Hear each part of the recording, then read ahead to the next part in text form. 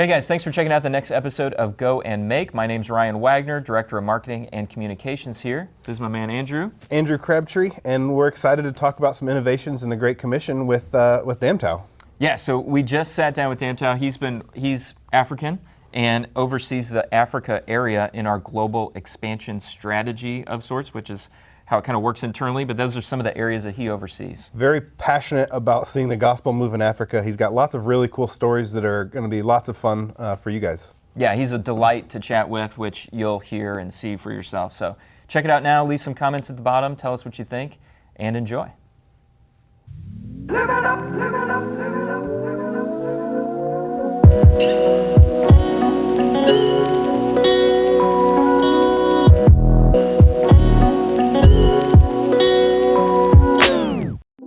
You seeing that, well, I'm not going to ask the question, we'll get there. Okay. That's wrong. All right. Hey, thanks for joining this next episode of Go and Make, a Jesus Film Project podcast, story, video thing that we're doing.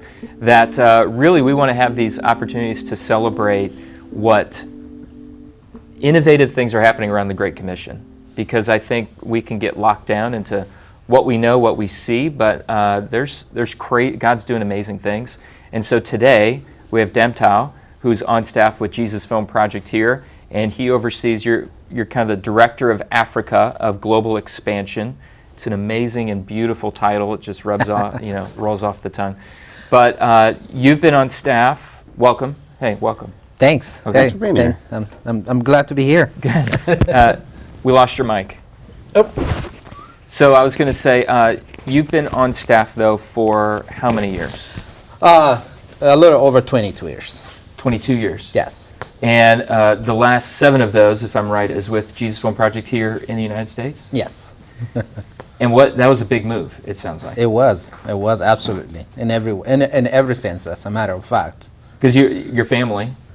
Family, culture, everything. I'm from Ethiopia, so coming to America, and it was a big Culture? transition and culture shock. Yeah. Yeah. Well, and there's no one part of America that's really the same either, and so you're kind of digging into what is Orlando here in the Orlando culture, which is its own place. But you have been on staff for 7 years, and you oversee Africa. Yes. What does that mean? Sounds like a big job. Yeah. Well, it's the thing is, I have capable staff and leaders that are doing the job, and they just make me look good. So, but with the job, I need your job there. what the job includes is actually strategically resourcing Campus Crusade National Ministries and partners, and helping fulfill the Great Commission and accelerating church planting among the unreached, unengaged people group, using the Jesus Film and Heart language, and using the Jesus Film resource and equipment. Whatever we provide, we provide for the body of Christ and Campus Crusade National Ministries. So we call it no logo, no ego, let the gospel go. What we are breaking down that wall of division, or it's like my organization. It's like no. The most important thing is the mission, and the mission is the leader. So we need to set aside the logo, the ego, and let the gospel go. So Jesus Film plays an accelerating role in that. So it plays an accelerating role in that. We also had Carrie Kennedy on the other day, and she had she was saying some similar things. Like there's just this space in the Great Commission right now, and in the church, that I like, because it feels like a very special time, where you said no logo, no ego, where there's just a linking of arms. Well, I got to tell you, I strongly believe nothing in the history of the church, I don't think there was a time like this, the one we live, where churches and mission agencies are working together like never before. And I think there's that sense of urgency where we need to bring our best to the table, setting aside our differences that would usually hinder our fruitfulness, and focus on the mission. And it excites me, because I'm all about partnership, and Jesus Film is all about partnership. So we give it for free because we believe strongly about partnership. All of us together can do the best than the best of one of us. So you're talking about partnerships and what kind of gets you excited about the current state of missions. So I'm assuming that you've been to a lot of places, seen a lot of stuff. What are some stories maybe that you've seen, or some firsthand accounts of just maybe some extraordinary ways that you've seen God work? Yeah, that's a good question, and I want to tell you a story actually from Nigeria. I mean, Nigeria is a huge country. I mean, one guy, one person in every 5 Africans is Nigerian, and that tells you how big Nigeria is. So, wow.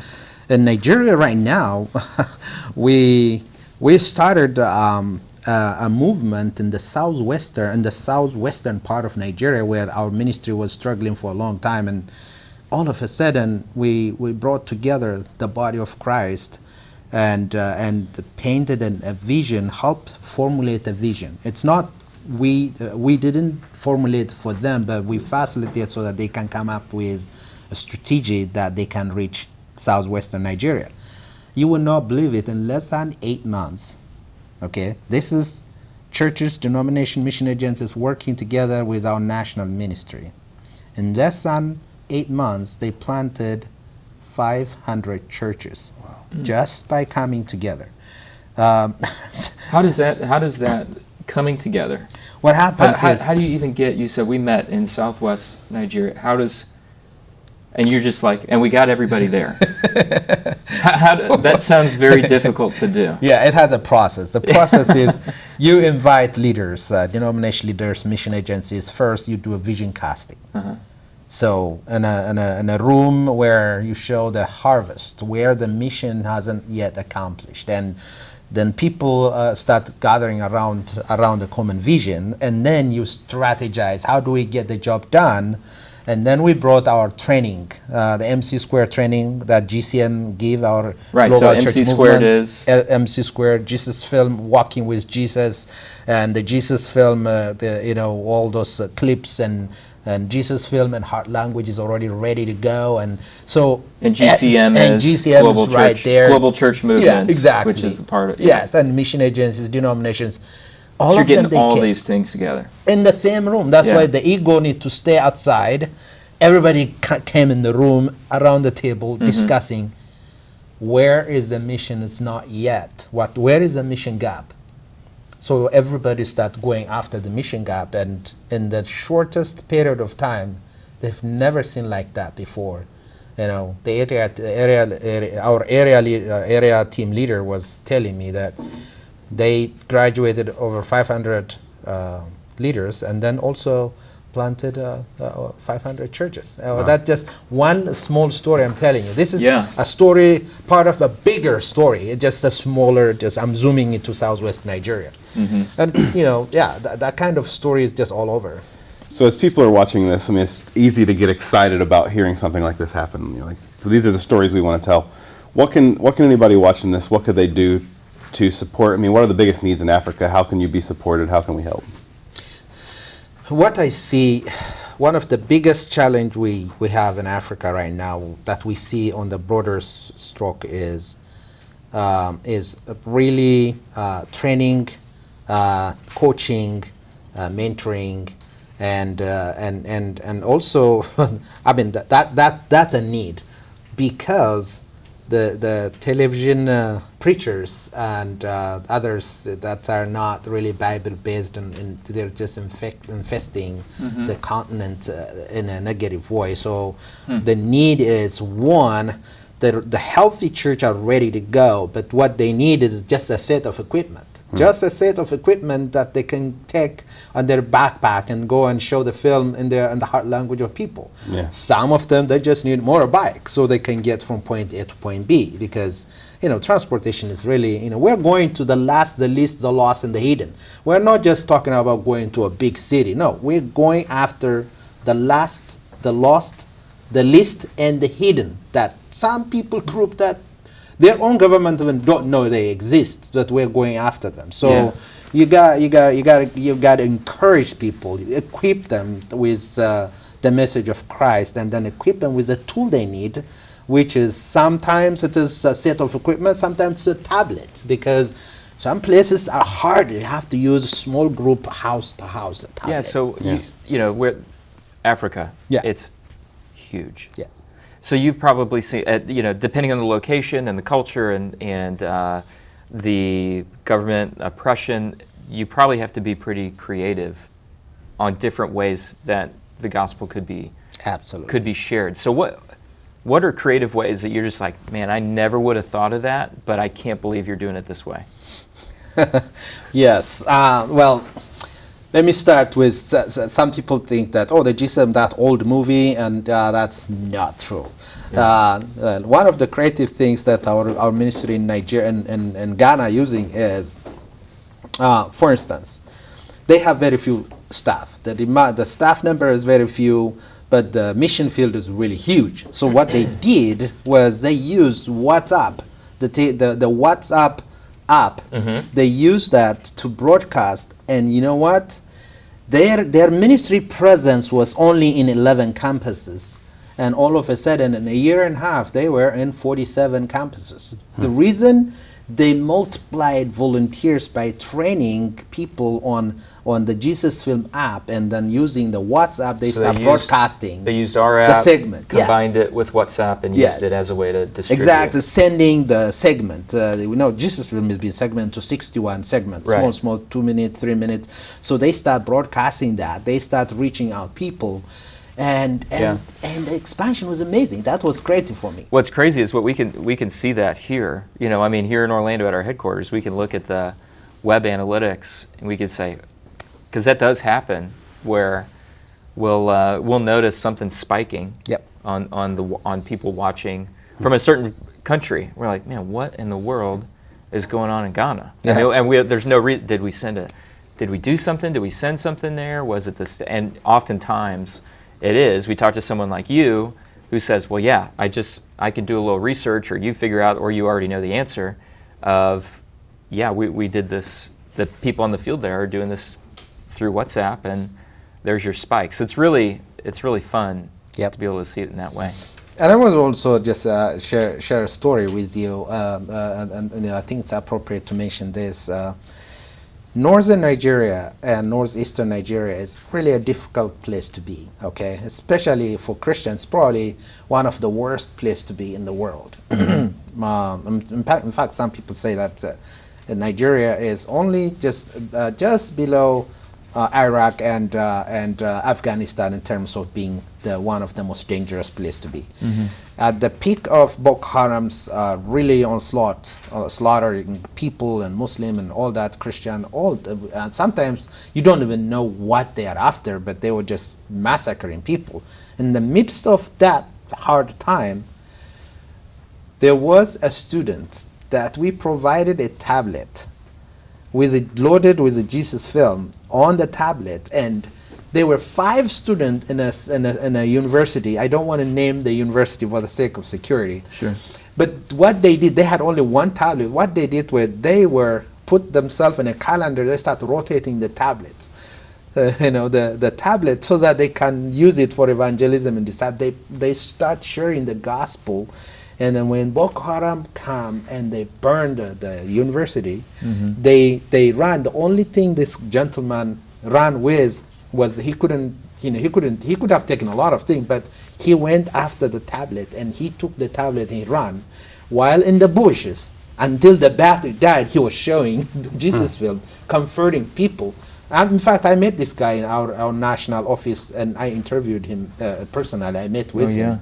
What I'm saying is, because it was mobile, the tablet, sure. It was a source of encouragement for people when they was running for their life in the bushes, mm-hmm. until the battery dies. So those kind of thing, when you hear, it makes your heart warm. This is a mission worth living and dying for. Yeah, it's a, gosh. It's exactly why we're telling these stories. When you're around here and in these halls, you hear them, and not that you take them for granted, but you know, whenever you take those stories home and share them with friends and family, they get so excited. And so I'm just very happy to hear the stories and be able to share them. I think last question, then we can kind of wrap up. But as you look at it's kind of twofold. When you look down the road, you've been on staff for 20-something years. You might be on staff for another 20 more. And you love Africa. You love the people in Africa. What do you hope to see in 10, 15 years that you dream about?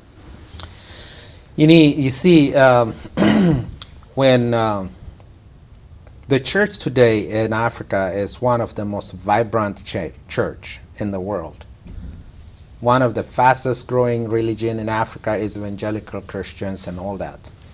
But we remember, we forget usually one thing, and that is when the way Christianity came to Africa was when it was like missionaries, they went to Africa, knowing that once they once they landed on the continent of Africa, the longest they could live was only 7 years. And even if they knew that that's the longest they could live, and there were more missionaries wanting to go than what the mission could have accommodated. It was a seed that was planted with commitment and sacrifice. Now it is exploding right now. What I see in Africa in 10 years is a missionary force that is going to send missionaries to the world, because the way it is growing, I think Africa is going to be the steward and the custodian of the authentic Christianity if we do our job right now well. And what I foresee in the future is a self-sustaining, self-multiplying local movement that have the world in mind. That would be a force for global evangelization. That's what I foresee for Africa. So best case. Yes. That's what you're seeing. That's what I can't trust the Lord imagine for. anything Yes. better than that. Yes. And what do you need to get there? So if that's the best case and that's the dream, you know, what do you need? What you need to do is just focus on really on discipleship and training, raising leaders, because movement would only move with the number of leaders you raise. Movement without movement leaders, it won't get anywhere. So we need to focus on both sides of doing evangelism and discipleship with leader development at the same time, but also resource mobilization. That kind of sounds like go and make, like we're making disciples. Go and We're innovating Great Commission. Dan Tao, thanks for coming, man. Thanks for having me. Appreciate great. the time. Thank you so much. Yeah, thanks. It's fun. We're done.